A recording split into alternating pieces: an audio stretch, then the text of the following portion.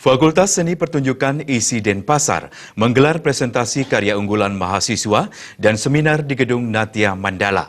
Presentasi ini bertujuan meningkatkan kreativitas, kualitas sumber daya mahasiswa, dan untuk mencapai visi misi Institut ISI Denpasar.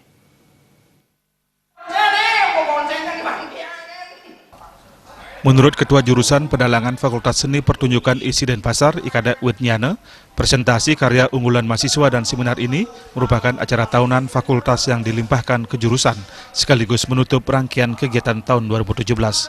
Setelah ini, Jurusan Pedalangan Fakultas Seni Pertunjukan akan memulai program-program baru. Tujuan acara ini pada dasarnya untuk meningkatkan kreativitas, meningkatkan kualitas sumber daya manusia agar kedepannya bisa mencapai visi dan misi institusi, visi misi fakultas, dan visi misi jurusan. Presentasi karya unggulan ini mendidik mahasiswa agar siap mental dan menuangkan kreativitas dalam mementaskan karya. Karya-karya terbaik lalu digabungkan menjadi satu karya. Misalnya, karya Ketut Murtane merupakan hasil gabungan 3 tugas akhir, yakni karya Wayan Gendong, Setring Papet, dan Wayang Kulit ditambah adegan teater. Acara ini juga diisi dengan seminar yang menampilkan 2 pembicara, yaitu Iwayan Sutama dengan tema Networking dalam Dunia Pedalangan dan I Putu Ardiase dengan tema Tata Kelola dalam Dunia Pedalangan. Peserta seminar berasal dari mahasiswa jurusan pedalangan dan sendera tari klasik. Di sini memancing kreativitas mahasiswa sehingga untuk berkarya. Karena di sini menjadi Center of Excellence nanti. Center of Excellence di institut, dan sedangkan di jurusan sendiri menjadi visi kita adalah pada tahun 2020 menjadi pusat kreativitas akademik dan pengembangan teater tradisional, wayang atau pedalangan menuju kualitas unggul. Gitu. Nah, itu jadi kita canangkan tahun 2020 seperti itu.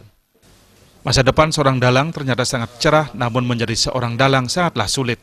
Menurut Ikada Witnyana, Ketua Jurusan Pedalangan ISI Denpasar, dalang harus menguasai setidaknya pengetahuan mengenai filsafat, tari, karawitan, sastra, dan seni pewayangan. Kuncinya adalah komitmen tinggi yang mengantarkan seorang menjadi dalang terbaik. Nah, solusinya sekarang ya satu-satunya selain kalau ada pembelajaran otodidak di desa-desa juga ada di ISI Denpasar gitu. Jadi di ISI Denpasar kita memberikan pembelajaran, proses belajar mengajarnya kan bukan seperti di masyarakat, bukan hanya mengajar wayang saja, tapi kita membani juga teorinya juga, cara megang wayang seperti apa, wayang itu apa, dalang itu apa, bagaimana proses menjadi dalang yang baik, apa harus dipelajari.